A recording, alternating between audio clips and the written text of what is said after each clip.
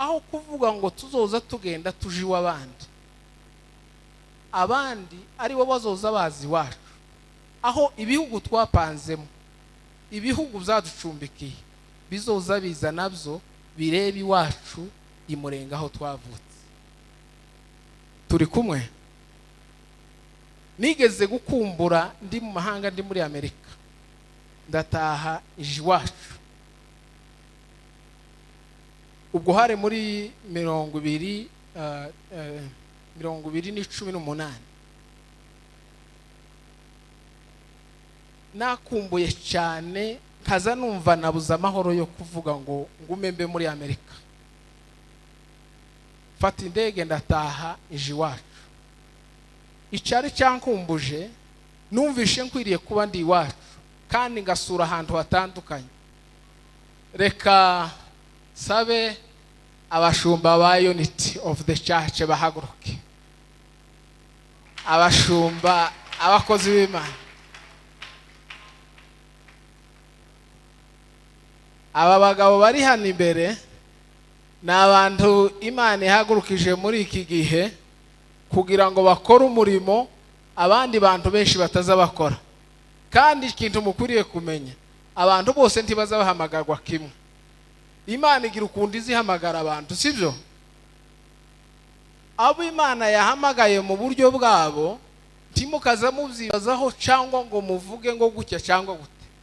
Imana nizihamagara ikabwira abantu, ikabaheza ico bakora kandi bakagikora.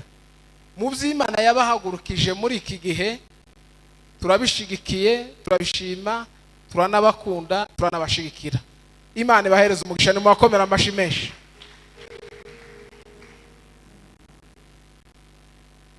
Reka nshimire umuyobozi w'imirara yacu Gigi, nimba yagiye, niba kiri hano ndamushimiye kuko yahagarariye amafamiye yacu.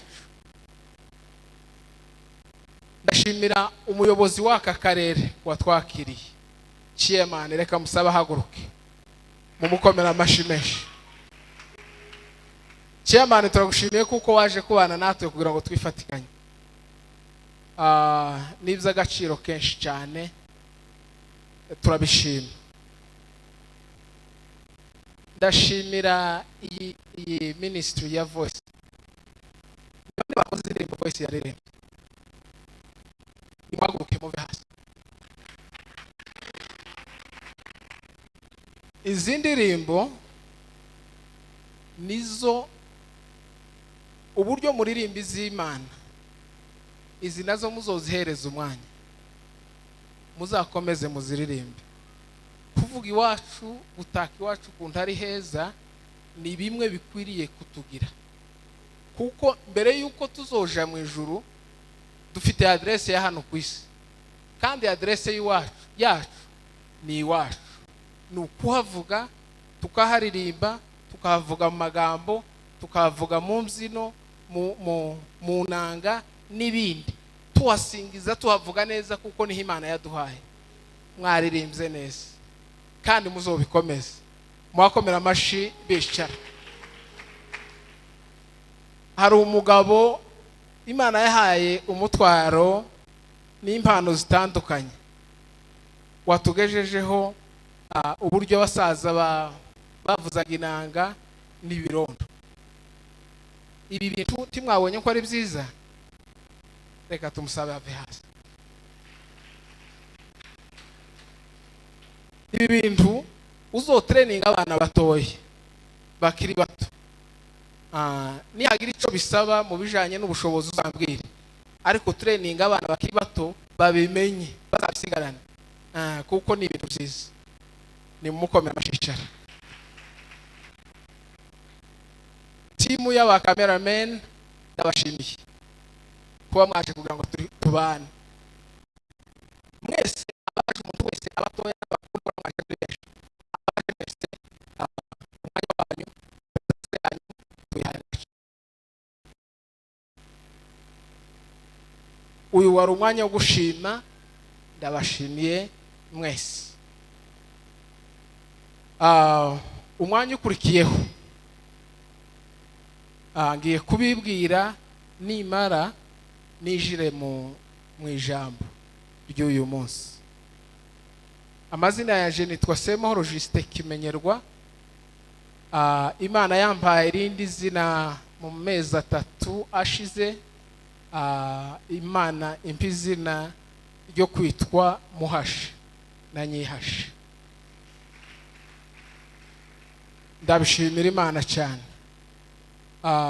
Ndi umugabo w'abana 5, nari mfite 3, ejo bundi tubyara abana b'amahasha y'abahungu 2, none ubu mfite abana 5. Iwacu ni mu Minembwe mu Muzinda, ni Iwacu tuba, ariko imba mu bihugu by'abazungu, imba muri Amerika, muri state bita Missouri, muri ville bita St. Louis. Niho ntuye imyaka myinshi, bagize imyaka 16. Ndanaramutsa n'abantu bimuhira cyane, bari muri St. Louis. N'umuhana wakomeje indangagaciro zacu, kandi nico kintu ciza cyambere kuvuga ngo abantu aho baja bakomeze indangagaciro zabo. Kubera iyo mpamvu ndabashimiye nabo. Icyaduhujije hano ni Imuhira International. Imana yashize umutwaro mu mutima wanje wo kugira ngo ntangire iyi organization yitwa ngo ni Imuhira International, cyangwa ishira hamwe nimba ari ryo mwumva cyane, kugira ngo rizokore ibintu 3. Turi kumwe? Rizokora ibintu 3. Ibyo bintu 3 rizakora ni ibijanye n'ibintu by'iwacu. Abantu bazahamagagwa kwinshi, abantu bagahamagagwa kwinshi. Jewe nza numva Imana yarampamagariye gukorera ubwoko bwacu gusa, kandi nkumva iyo mburimo, iyo mpangira ico nkora, iza numva mfite umunezero urenze uko nobabwira. Imana ishiraho uwo mutwaro wo gutangira Imuhira International, impereza imitwaro 3. Umutwaro wa mbere no kuvuga ngo iwacu tuhateze imbere. Iwacu tuhateze imbere, tuhagire heza kuko iwabandi ari heza. Ibyo twagiye tubona iwabandi tubisubize iwacu, tuje tubijaneyo. Nimba turi mu mahanga, twicara mu nzu tugakora ku buto bukaka, ibintu tukabishira muri frigo bigakonje, tukagira ubuzima butandukanye n'ubwo twarimo. Ubwo buzima bw'iwabandi twagiyeyo kuko bene nyiriho bahakoze, tugenda tuhashaka kugira ngo tuhabe. Numva yuko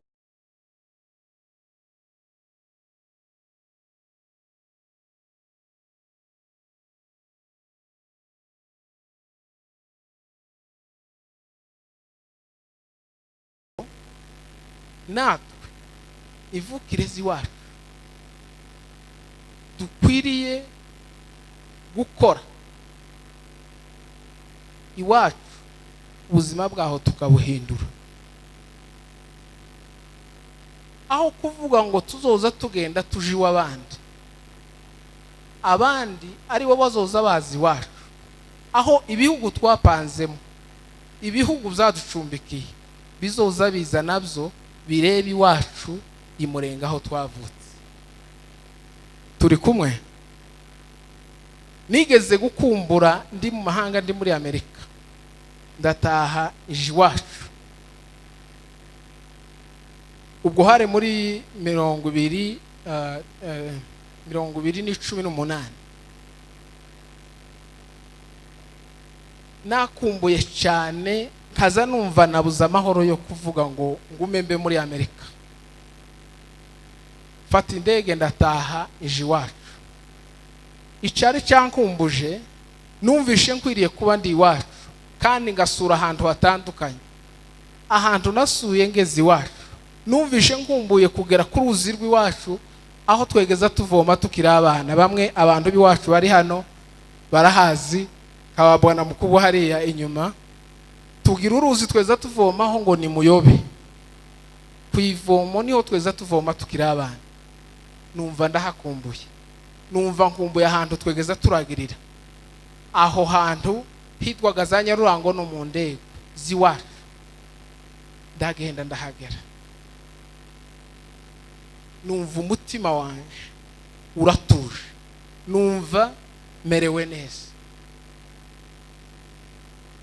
Kubi w'abandi ni byiza, ariko si byiza cyane. Kubi wanyu nibyo byiza cyane birenze ibindi bintu byose.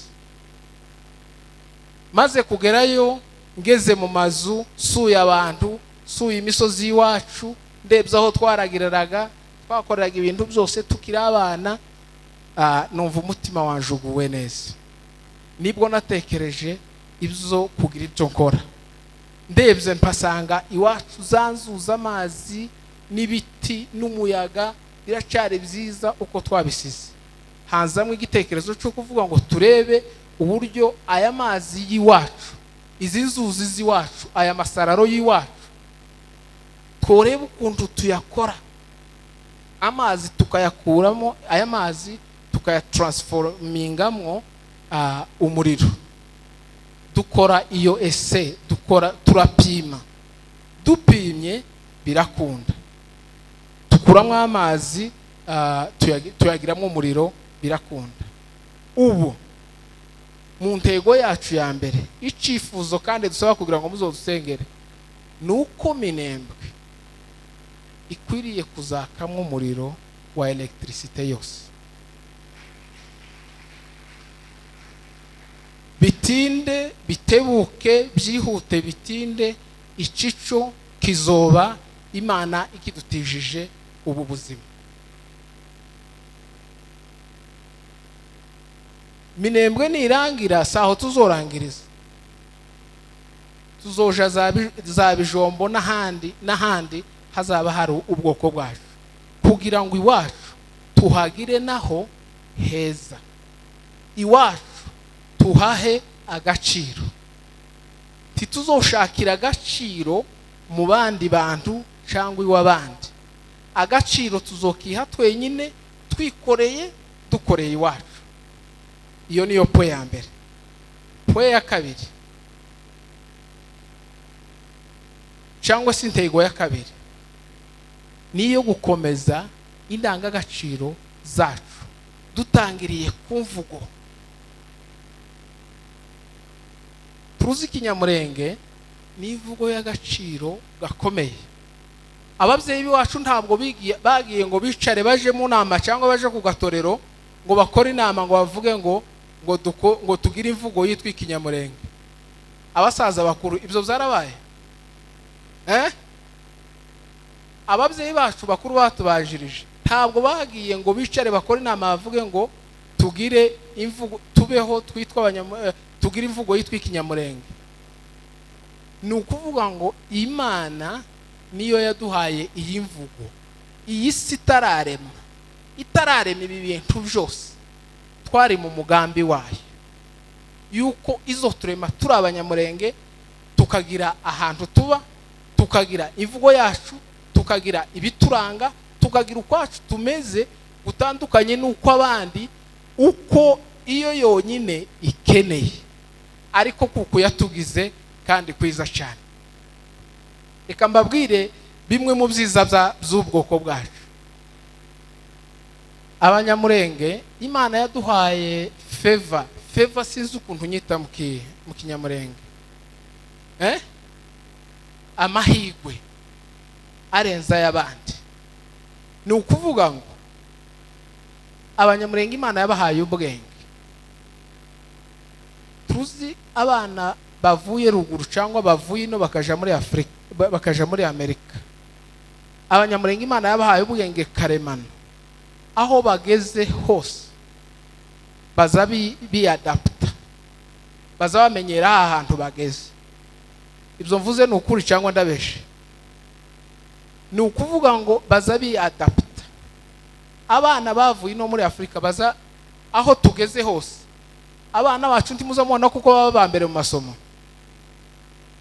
baza bambere mu masomo kandi bari muri systeme batari bamenyereye. Abantu bacu babakoze nimba bagiye mu tuzi bagakora neza kurenza abanyiri igihugu. Ibihugu byose tugezemo tuza tugenda tulidinga, kandi atari ibihugu byacu, ari ibihugu by'abandi twagiyemo. Tukaba iyo tugiye mu bihugu by'abandi tituza tuja muri hahandi inyuma mu giturage cyangwa ahantu hapfuye nabi, tuza tuja muri kapitale neza indani. Kandi zijya kapitale tugezemo tukazibaho neza ndetse kurenza banyiri igihugu. Ko murankurikira? Timuruzi ngo twavuye iriya abantu bakamaza muri kapitale ya Nairobi.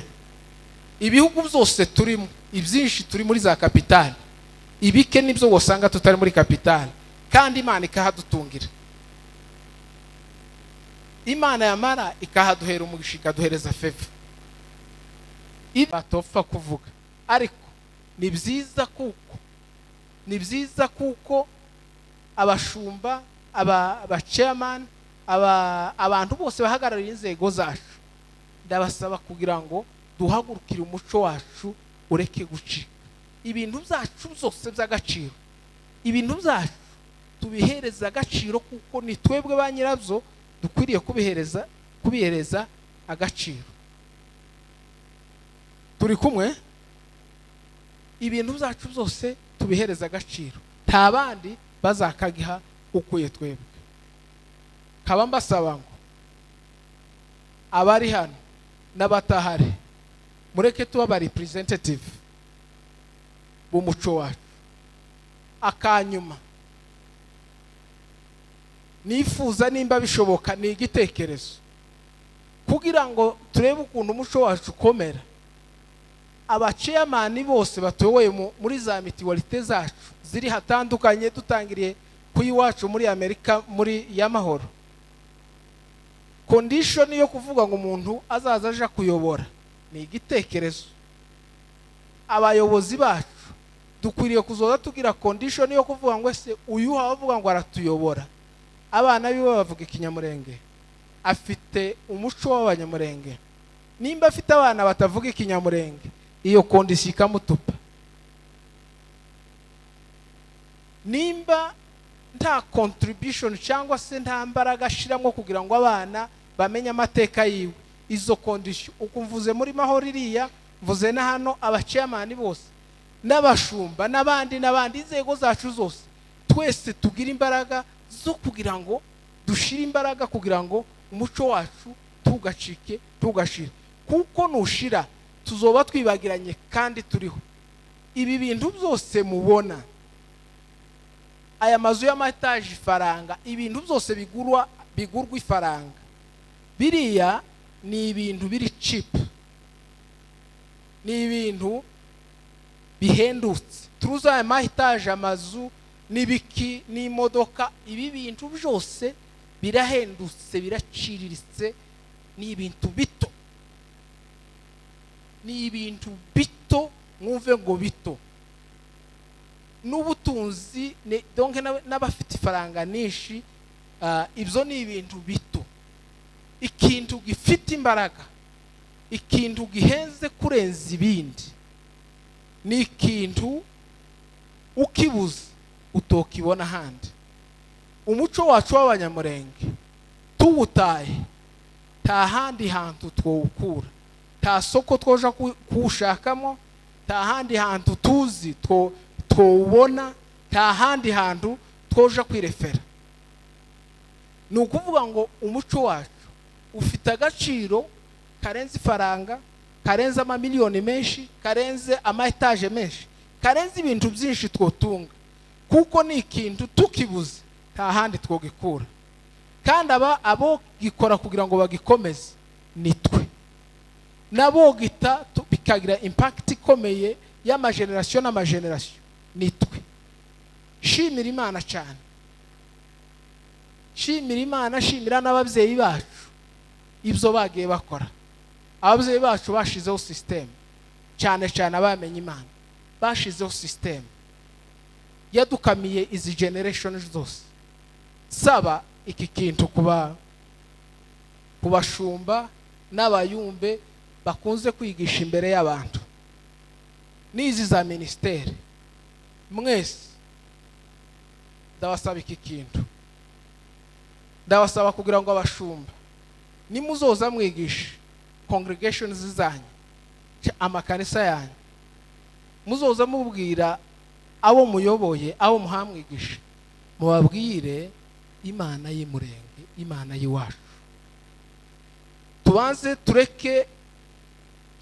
Tubanze dupunguze kuvuga Imana ya Israeli yonyine, kuko ni Imana y'Imulenge nico kimwe ni ya Israeli. Ibyo Imana yakoze muri Israeli imyaka n'imyaka yashize yabikoze Iwacu n'ubu kirabikora. Abapasteri tuzoza tubwira abashirika Imana y'Iwacu, ibitangaza Imana yakoreye kuri iriya misozi y'Iwacu, abo Imana yakoresheje. Instead yo kuvuga abizera ba mbere bo muri b'Abanyezraeli, tuvuge ba Muzekajabika, tuvuge ba Mutanga, tuvuge ba Cambridge, tuvuge n'abandi. Nitwigira muri generation munsi yabo, tuvuge ba Rugina, tuvuge ba Serende, tuvuge n'abandi, tuvuge Imana y'Iwacu Imulenge ariyo tuvuga. Aho no mu kuvuga kugira ngo ibintu by'iwacu umwanya bitanditswe ariko tubivuge. Usanga abantu kenshi bavuga batanga imifano y'ibintu byo muri Israeli kandi byakera, ugasanga avuza amateka yose kandi abantu ntibaconnecting. Ariko uvuza ibintu by'iwacu buri muntu, abantu benshi naho bantu Imana yakoresheje abenshi barabazi. Reka mvuge kimwe. Muzee Rugina, umukozi w'Imana Rugina, yaratubwiye ngo bare mu mibunda. Ibyo harabona bibwiye ejo. Barataramye iwe na Serende mu mibunda, bakora igitaramo. Batarama bakanezegwa, bagasohoka mu nzu bari barimo, bakiruka bakamanuka umusozi, bagafata kuwundi, umuhana niwo nibagiwe, bagafata kuwundi, bamara bagasubira bakagaruka. Noneho abantu b'abarwayi bakaza gusengesha. Abantu bakaza barwaye cyangwa bari ku bipoyo, batangira kugera kuri wa musozi bari ko birukaho bamanuka bazamuka. Bagera kuri wa musozi abagwayi bagakira, umugwayi akamavuga ngo arakize, batarahura nabo, batarabasengera. Ibyo ni ibintu bikomeye. Icya kabiri, hari umusaza wambwiye, ni n'uw'iwacu n'uwo ku Kabingo, yarambwiye ngo hari igihe higeze kuba Iwacu buzutse abantu baja mu gitaramo, ngo baje mu gitaramo mu Rubunga, baza umuhana wose uza mu Rubunga, ngo shike mu Rubunga, urubunga ruba ruto, abantu bananirwa gukwigwa.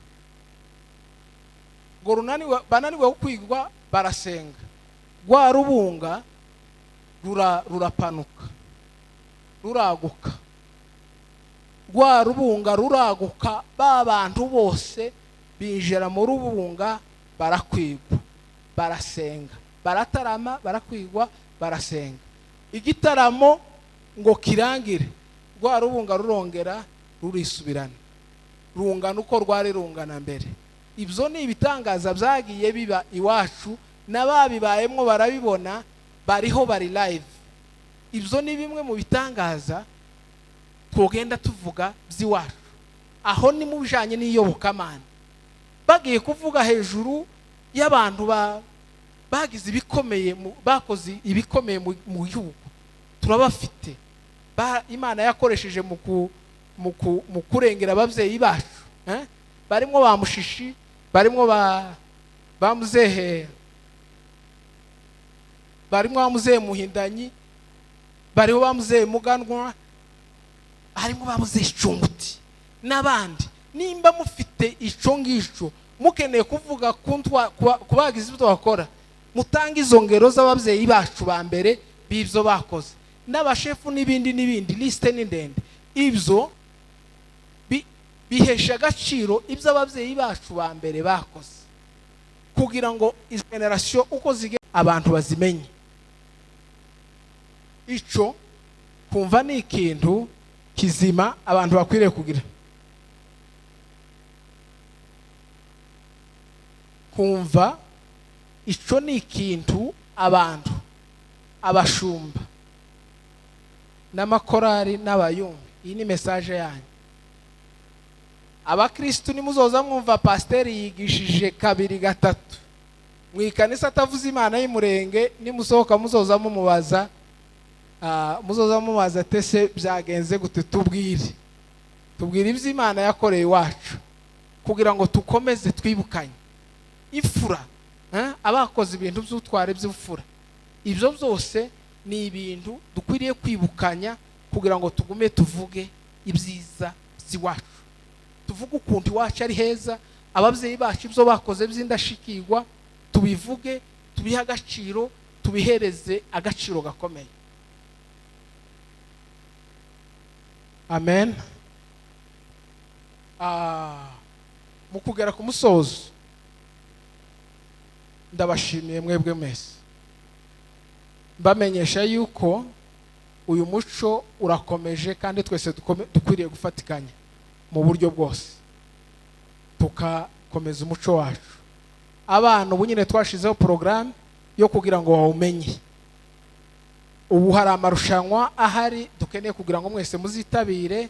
Abana b'imyaka 7 ku 12, 13, 10 kugeza ku 17, abagore bose b'imyaka 35 kamanura, mwese muzoze muje mu marushanwa, muzatsindira ibihembo byiza cyane. Ikindi nuko twababwiye kuko abazatsinda 3 ba mbere tuzoza tubahembane n'ababyeyi ku bana, tubahembane n'ababyeyi n'amakanisa bajamo, kugira ngo ibyo bizabe muzobitsinde. Ibitabo twanditse ibitabo, kandi nibyo twakuyemo ibyo bibazo byose.